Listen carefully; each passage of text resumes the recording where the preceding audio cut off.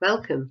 In this section, we're going to be looking at helping your child with emotional regulation, or in other words, helping your child to cope with their big feelings. There are a number of ways in which learning to self-regulate and have a bit more control over how we express our feelings can really help our children and young people. Some of the main ones are improved communication, improved relationships, both at home and within wider social groups. So improved relationships within friendship groups, with peers, the physical benefits, improved sleep, healthier eating patterns, improved self-confidence, and improved concentration. So there's a lot of benefits to learning to gain a bit more control over how we express our feelings and to develop some self-regulation. So we're going to look a bit more closely at supporting and teaching emotional regulation. So emotional regulation is the skill of managing difficult emotions and responding in a healthy manner. It's about having the active and conscious ability to calm down. Put simply, emotional regulation is the ability to use healthy and positive coping strategies. Unfortunately, it is not something that we're born with. It's something that we have to teach children and young people for them to effectively manage their emotions.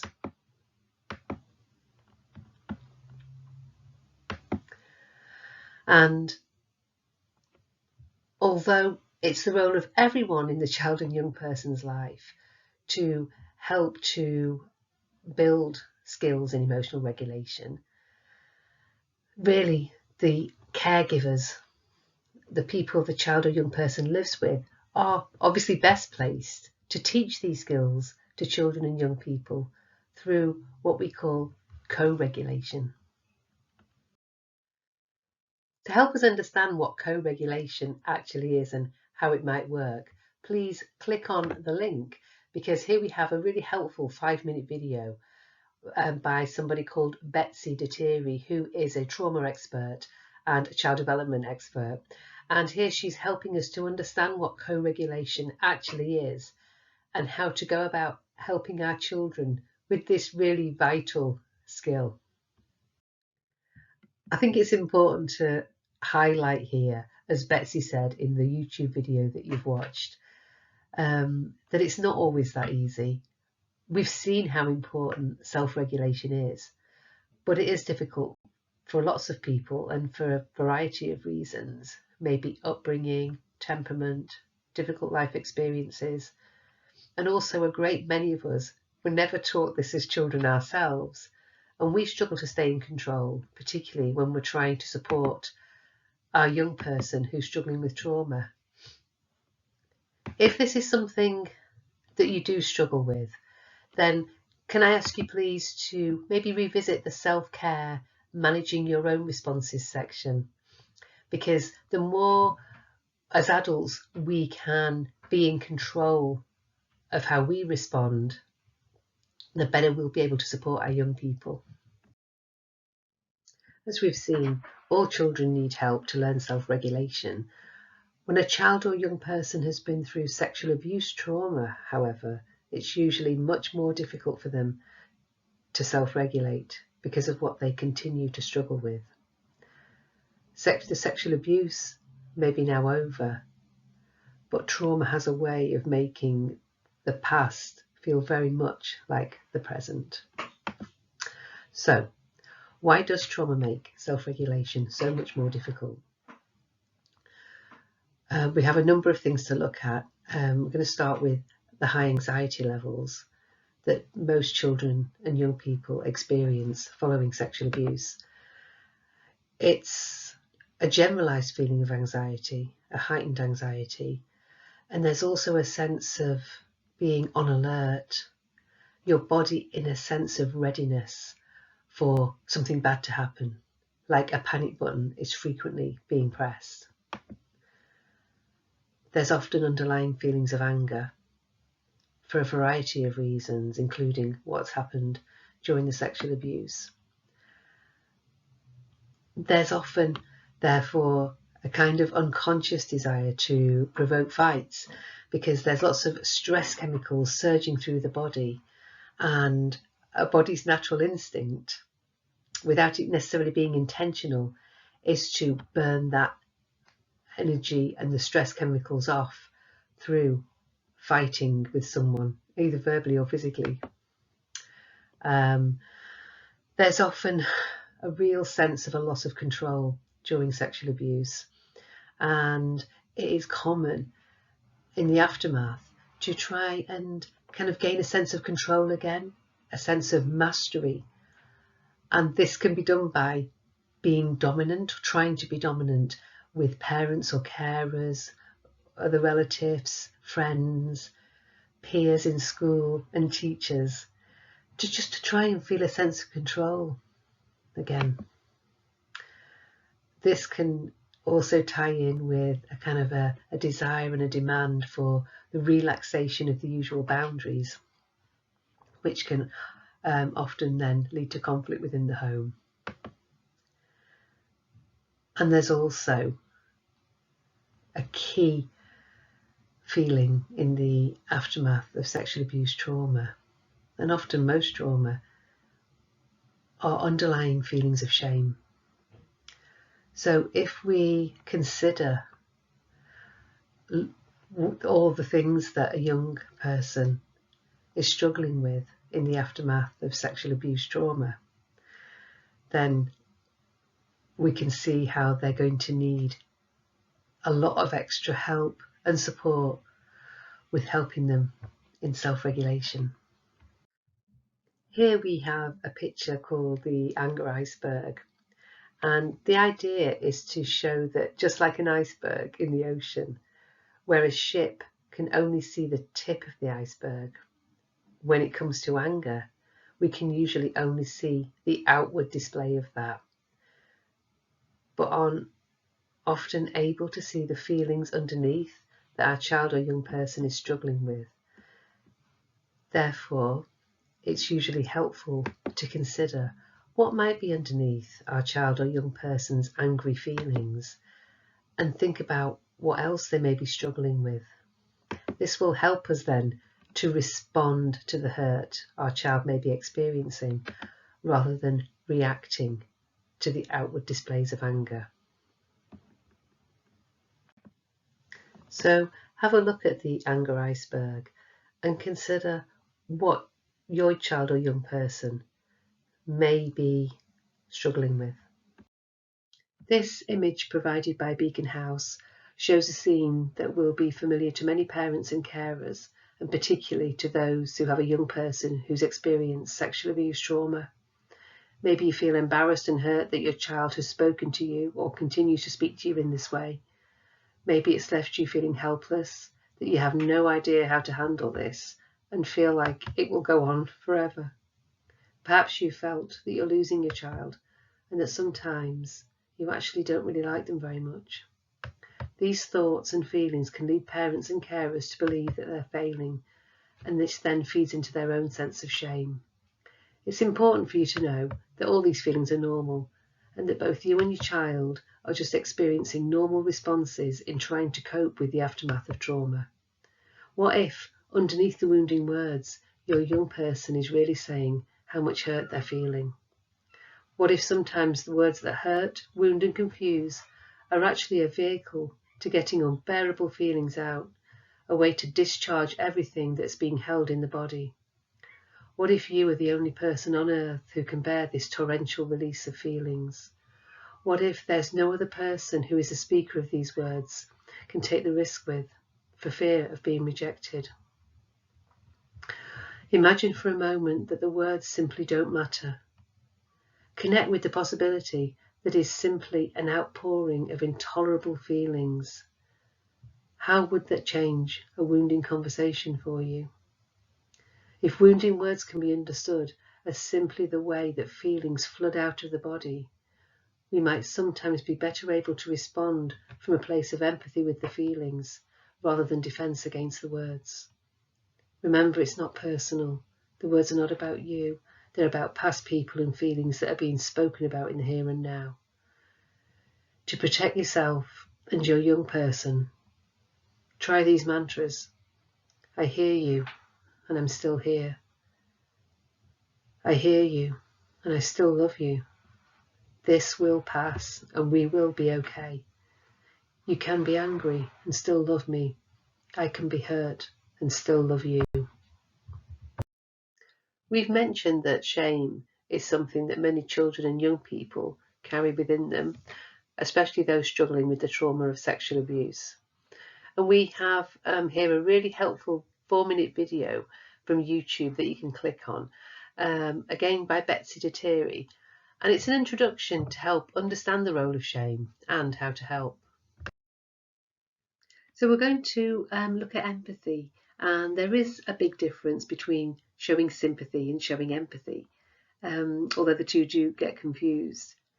Showing sympathy is showing that you're feeling sorry for another person and their situation, and this has its place. However, showing empathy is different and extremely powerful in healing trauma and improving our relationships generally. It's helpful to think of empathy as seeing with the eyes of another, hearing with the ears of another, and feeling with the heart of another.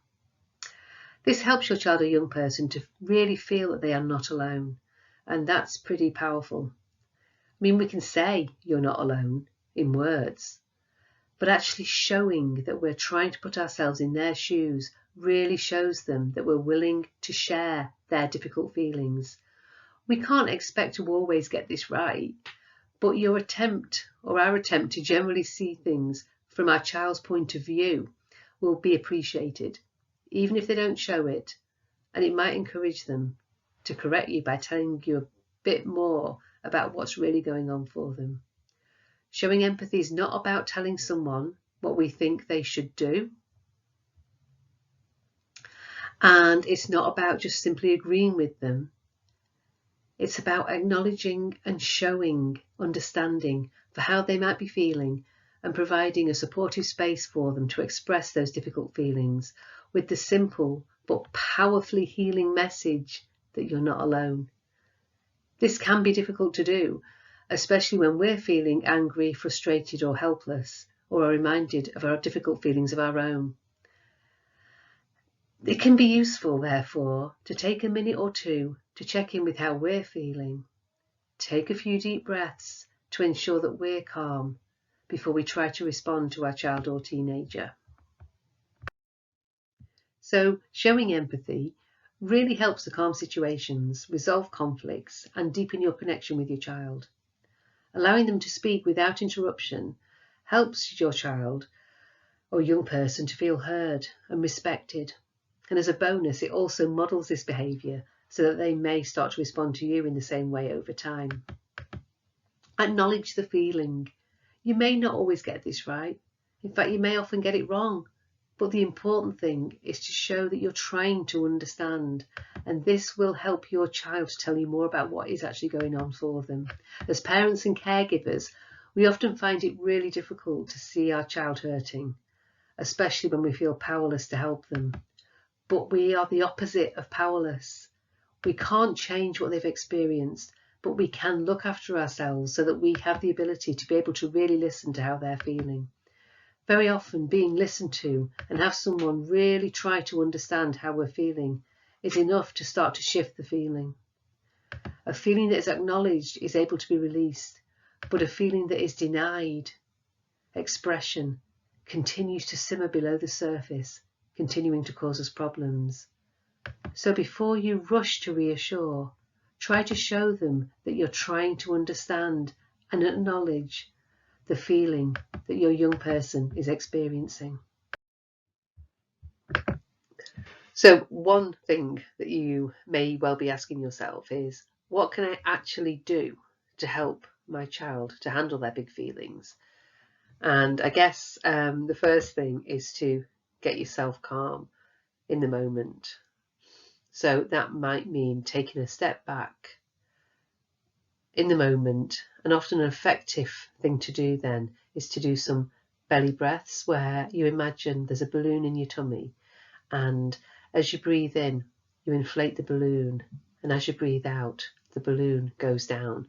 So try to do slow, deep breaths so that you count to 6 as you breathe in slowly, and then 8 as you breathe out, so that your in breath is a little bit longer than your out breath. And there are more tips on getting yourself calm in the self-care section. Okay, so the next thing we're going to look at is helping your child to feel emotionally safe.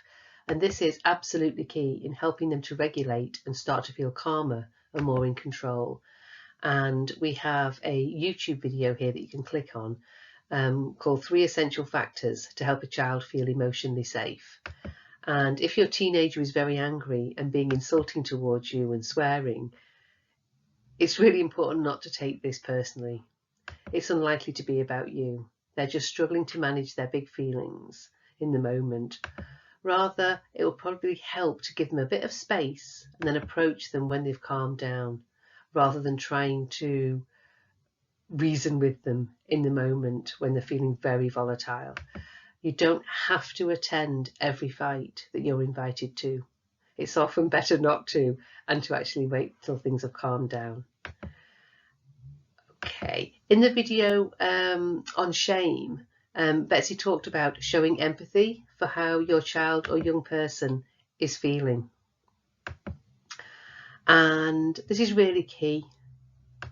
And showing them empathy is showing that you understand, or at least are trying to understand, how they're feeling.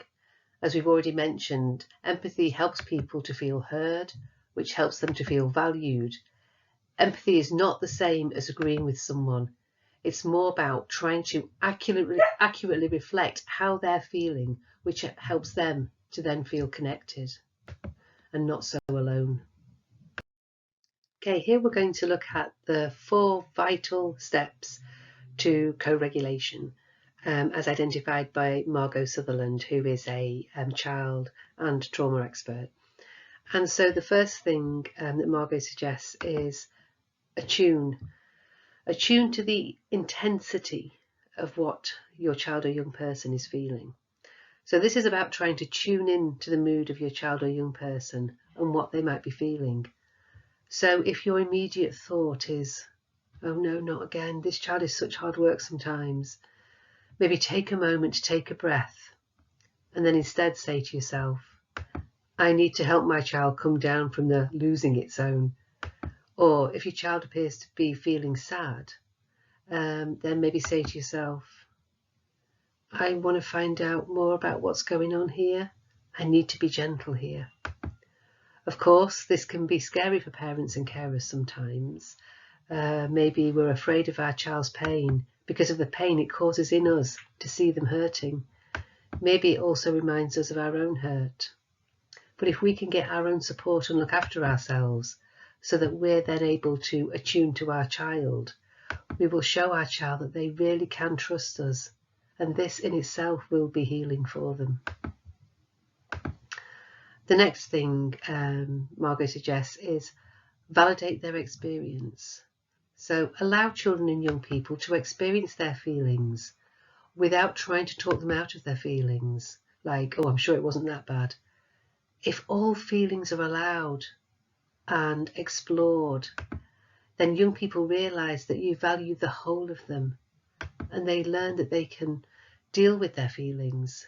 You can show empathy by saying something like, oh, I can see you're feeling really angry or upset, or whatever it is you think they may be feeling. So you've named the feeling for them. It may be correct, it may be incorrect, but you're showing that you're trying to understand and trying to help them understand their feelings. And then you can invite them to tell you more without judgment, without advice, and without criticism. There'll be a time for problem solving when everyone's feelings are calmer. The next thing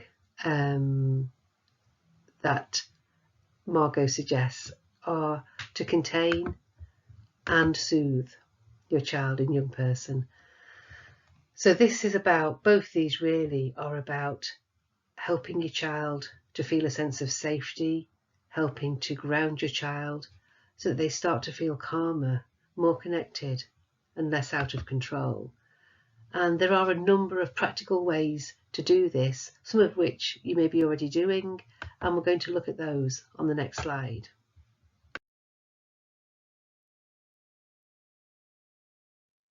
So we're going to look at here some very practical ways, things that you can do to help calm and ground your child.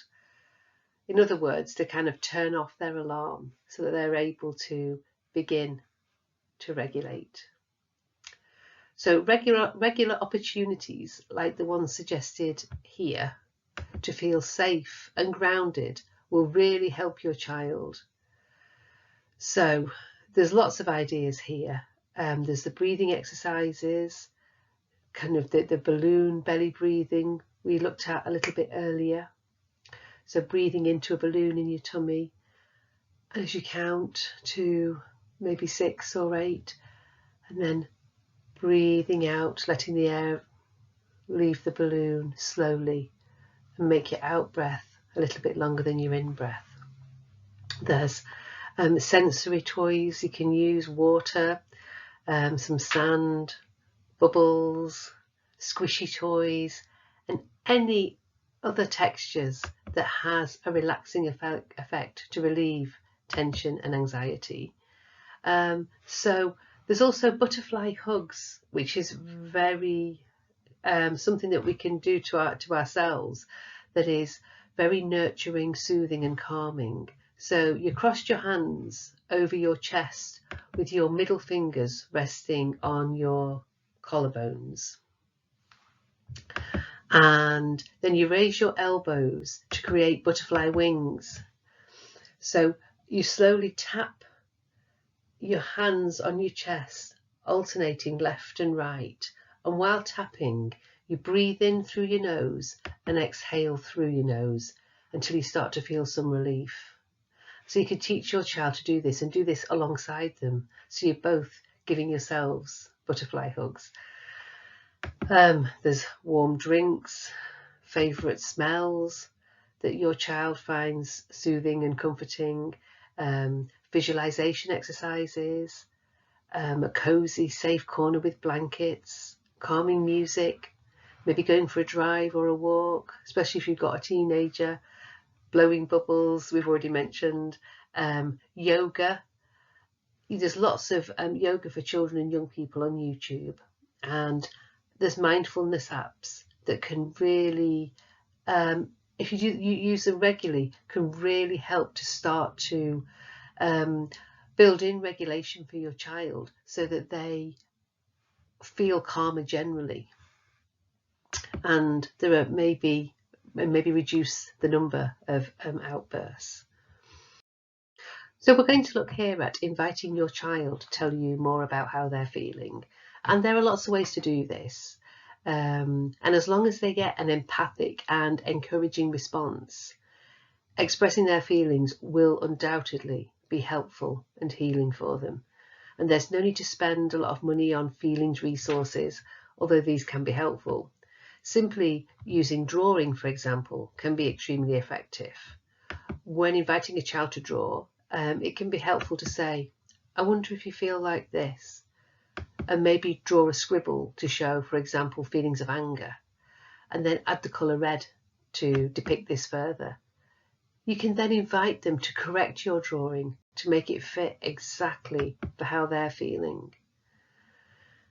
In the next slide, we're going to look at ideas to encourage teenagers to open up. Okay, so here we're going to look at maybe some ideas of how to invite your teenager to tell you more about how they're feeling, which is not always easy. But you know your child best, and a lot of young people do find it difficult to start a conversation about how they're feeling, and that's completely normal. So one idea maybe is if you can agree with them on a non-verbal sign. For example, if they put a particular object on the table, that means they're feeling sad. They may not want to talk, but just communicating how they're feeling without having to bring it up with words can assist you in trying to attune to them and to communicate some empathy for how they're feeling. Even just that awareness that they are feeling sad and having a tough day can help you to realise to maybe go easy on them that day. Just have that awareness. They may not want to talk, but maybe just want you to know. So go at their pace and take your cues from them. Another idea is using technology, for example, text. A lot of teenagers don't want to talk, but will send a long text about their thoughts and feelings to their parent or caregiver. However hard these texts may be to read, just know that by being able to write about their feelings to an adult that they trust and receiving an empathic response is very healing for them. Another idea is maybe going for a drive or a walk. You may have already found that teenagers will often readily open up on their own alongside you on a walk or in a car. It may be something to do with something about being together, but not being face to face, that allows a space to open up for their thoughts and feelings. Something that can appeal to all ages when encouraging expression of how we're feeling is something called blob feelings, where you can maybe pick out a blob that represents maybe how you're currently feeling, and then invite your child or young person to do the same. So you can pick your blob, talk about how they're feeling and maybe why and how that relates to you, and then invite your child or young person to do the same. And then it can be maybe expanded to, how would you like to feel? And then maybe start to explore ways of how to start to feel a bit better, what steps can be taken. And it can really help to break down communication barriers. Okay, so I'd like to finish by talking about helping our children and young people to develop resilience, the ability really to bounce back from difficult experiences. Betsy Deteri, who we've seen earlier in YouTube videos, has summed up how to build resilience. So firstly, relationships are the key to strength, because this is where we learn our value as a person. If others show us that they value us, we then learn to value ourselves.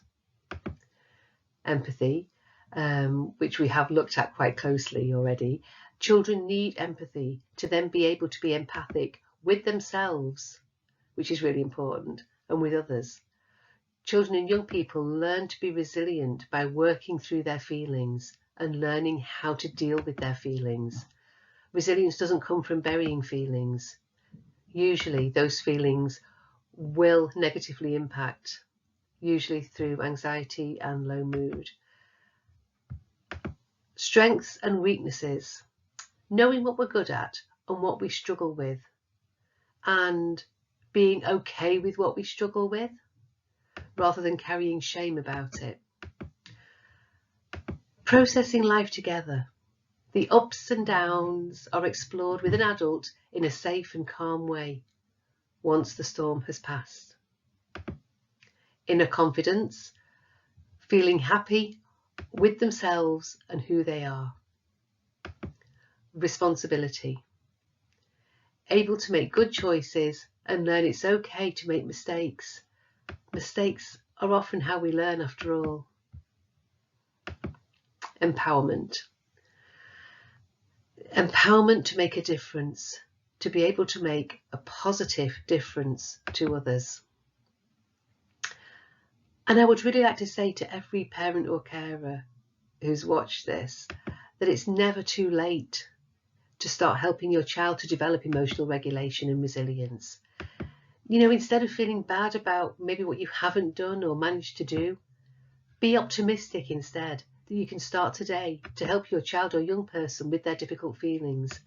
And getting support for yourself will only benefit your child or young person.